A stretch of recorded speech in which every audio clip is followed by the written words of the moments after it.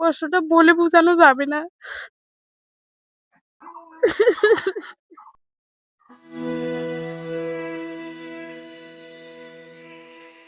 যে বয়সে শিশুরা হাঁটতে কিংবা হাসতে শেখে, রঙিন পৃথিবীকে চিনতে শেখে, ঠিক সেই বয়সে ঘাতক ব্যাধি ব্রেন টিউমারের অন্ধকারে হারিয়ে যেতে বসেছে 1 বছরের শিশু আব্দুর রহমান।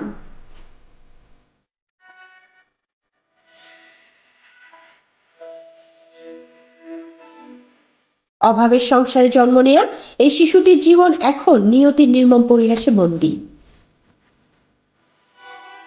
লালমনিরহাটের পাটগ্রামের সোহাগপুর এলাকার রাজমিস্ত্রি লাবলু হোসেন দম্পতির কোল আলো করে এসেছিল আব্দুর রহমান, কিন্তু সেই আলো আজ নিভে যাওয়ার উপক্রম। জন্মের পর থেকেই ব্রেন টিউমারে আক্রান্ত ছোট্ট শিশুটি। আমি বলি যে আমার ছোট বাচ্চা, সবার কাছে একটু সাহায্য চাই যাতে বাচ্চাটা সুস্থ হয়। কষ্টটা বলে বোঝানো যাবে না।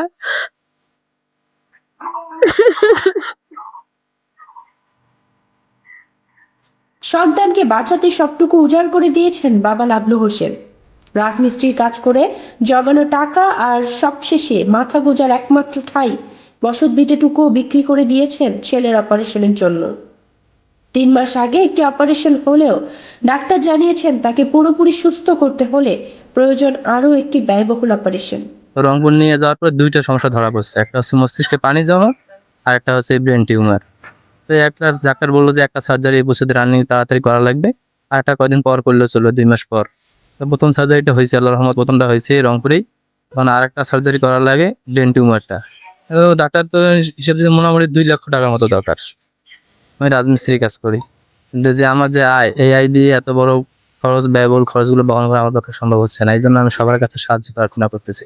পারতেছি না যে সমস্যা না সন্তানটা চিকিৎসা করতে পারতেছি না, কারো দূরে দূরে জোগাড় করে টাকাটা ম্যানেজ করে যে চিকিৎসাটা করবো সেটাও করতে পারতেছি না। খুবই কষ্টকর বিষয়টা। এলাকাবাসীরাও সাধ্যমতো পাশে দাঁড়িয়েছে, কিন্তু চিকিৎসার আকাশচুম্বী খরচ মেটানো এই অসহায় পরিবারের পক্ষে অসম্ভব। পাশে বাড়ি, এলাকায় বাড়ি, তাছাড়া চিকিৎসার জন্য অনেক চেষ্টা করতেছে। ওনার অর্থ নাই, উনি অর্থ ব্যয় করেই কাজ করতে পারছে।